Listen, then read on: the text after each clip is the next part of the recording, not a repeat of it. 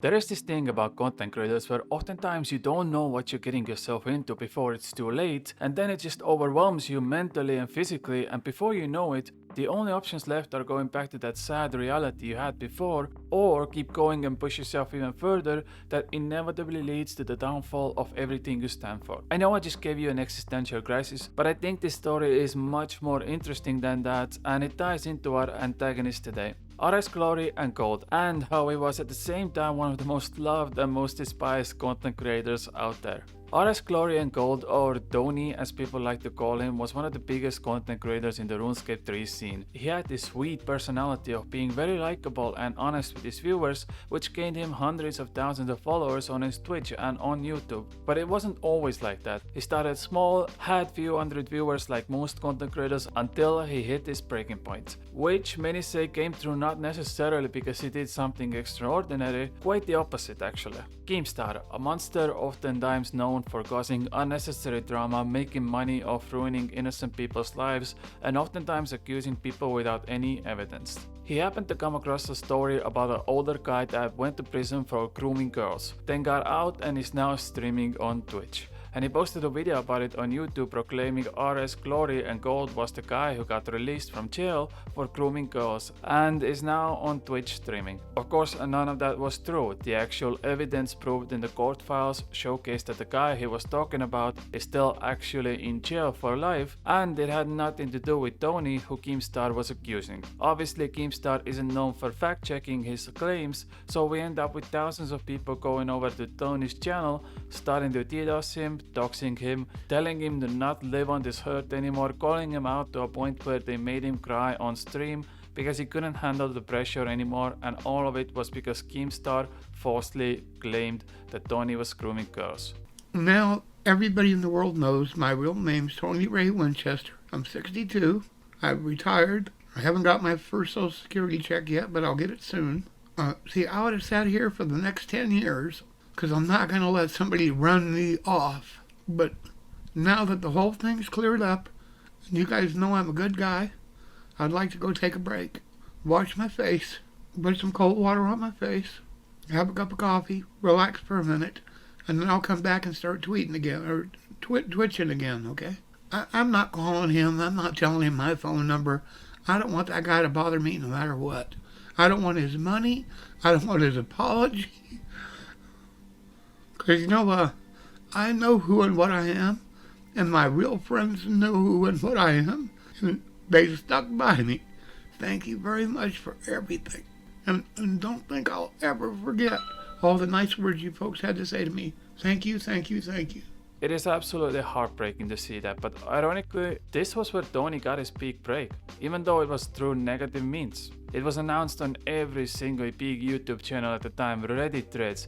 There was even an article about it on The Guardian, how Keemstar was getting called out for just blatantly lying about Tony. And even though for weeks Tony got hate-rated by Keemstar fans, the tide started turning now. He gained more subscribers on YouTube, more viewers on Twitch, to a point where he became a full-time streamer. All he wanted was to stream RuneScape for a living, and his wish was finally granted. Content creators like H3H3, Asmongold, Ludwig all supported him and tried to help him out. So just like with every drama, at some point it dies down. Keemstar never takes the blame. Instead, he starts gaslighting the situation, putting the blame on Tony for basically. People take advantage of Tony, and few months later everyone just kind of forgets about it. The usual streaming drama. The popularity Tony gathered slowly starts to disappear, but he still has a lovable audience that watches him regularly play RuneScape. People seem very fond of him as the grandpa of RuneScape. He went to win the Golden Gnome Award at Jagex's annual award show for Best Streamer in 2016, right after the incident causing him to go big, and since now all Keemstar fanboys have left the conversation, there is only positivity left in the story, right? Well, throughout researching the story, the most fascinating thing I found out was that mostly RuneScape players are the ones that despise Tony, yet about everyone else who knows about this guy says he was one of the nicest, kindest persons out there. So it was weird to me how he had thousands of loyal fans, but at the same time you go to Reddit, and when you see threads like this that say Tony might get permanently banned for RuneScape, and the top comment says maybe if he wasn't such a literal piece of shit, it would have gone differently. And bear in mind, these comments had nothing to do about the false accusations, it was an entirely different story. Then I started looking into it more, and results like this started popping up on my feed. I don't worry about anybody noticing me because I'm better than they are. Says, go on, Tony, you earned bragging rights. Yeah, I'm better than they are, okay?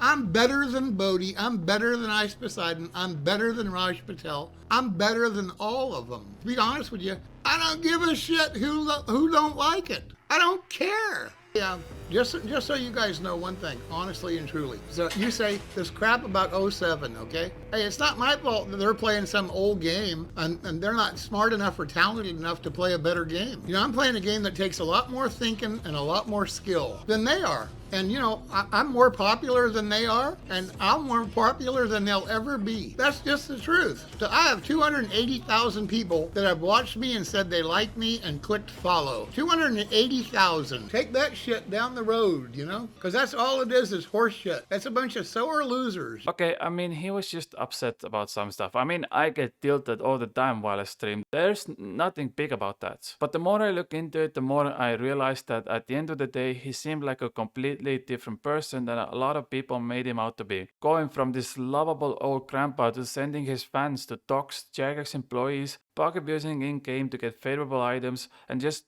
being arrogant against anyone who criticized his methods. One of the things that happened after he got big was his love for PvM in RuneScape 3. He particularly liked to kill King Black Dragon, one of the oldest and most common mid-level bosses in RuneScape 3. The problem was he started proclaiming to be the best PvM player in RuneScape 3 while mostly hunting this one single boss out of hundreds in RuneScape 3. Not only that, but he was account sharing with his nephew and couple other players to get their KC as high as possible. One of the main developers of RuneScape 3 called Shoni was working for Jagex long time ago and was extremely loved employee in the community due to his connections and ability to speak with players on issues and oftentimes just his love for the game. He posted small facts and KCs of certain bosses on his Twitter account for players to enjoy. But that got Tony extremely annoyed that Shoni wouldn't acknowledge Tony as the best PvMer in RuneScape 3 since he had the most KBD post KC. But it was all due to the fact that Tony did only KBD masses where hundreds of players killed the boss at the same time and account sharing. Shoni even responded back to Tony that showcasing personal KC on RuneScape 3 just wasn't possible due to engine limits. They simply don't have the numbers. Tony didn't believe that, so he started posting abusive messages on Shoni's Twitter, claiming that Jagex were intentionally holding Tony back and it was all a conspiracy towards him. He then encouraged his loyal community to do the same as he did live on stream, and they all started abusing Shoni even more. One of his loyal viewers found out about Shoni's wife Twitter, a person who had nothing to do with RuneScape or the gaming community at all, and managed to dox them to find out their real addresses. Tony then proceeded to leak the wife's Twitter and home address live on stream, and his community then started abusing Shoni's wife. It escalated to a point where they started getting letters with death threats sent to their own personal home. Shoni and his wife filed a police report, and Tony made an apology for doing what he did. He never took the responsibility for it though and said they should have shown his King Black Dragon KC at the first place, so none of this would have happened. I read all of this and it slowly started to make sense to me why RuneScape community mostly did not like him compared to the overall internet community who loved him as this adorable figure. Of course they didn't know the small details and just saw the bigger picture. Tony got banned on Twitch for harassing Jagex employee, which he tried to evade by streaming on other accounts.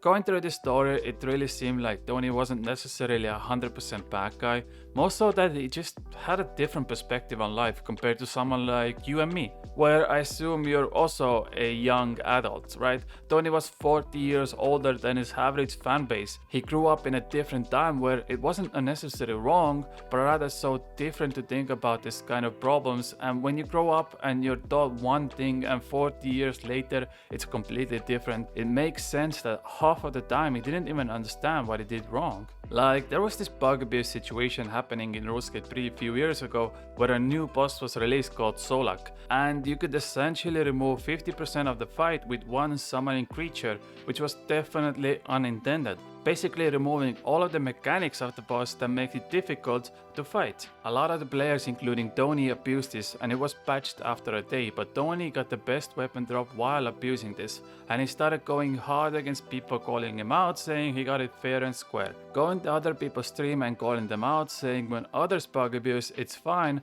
but when I do it suddenly everyone gets upset. Tell me that Jagex has said it's a bug and I'll stop doing it. If not, like I said, y'all want to talk about cheese, quit whining in the chat. Get the fuck out of my chat and go back to your stream. I don't go to your stream, bro. I don't talk shit in your chat. You come in here and running your mouth in the chat is fucking pussy shit, dude. Get the fuck out of here before I dab on you, bro.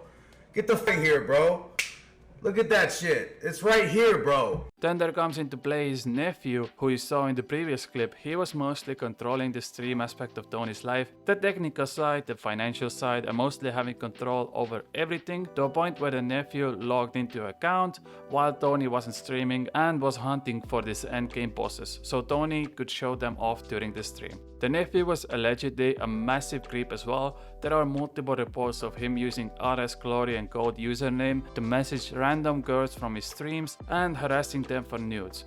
The other big thing is the nephew's behavior on stream. He always streams on Tony's account, and you can regularly hear him being sexist, homophobic, and racist on stream, while you can hear Tony having a laugh about it in the background. And Tony himself went into this as well. Admittedly, there was a lot of baiting from chat asking questions like, what are your thoughts about LGBT community? What are your thoughts about gay people? And so on. I would love to show you this clip. Unfortunately, it has copyrighted music in it, so I'm just gonna put it into the description. But essentially, Tony compared LGBT people as Mormons and says Mormons are okay in his book.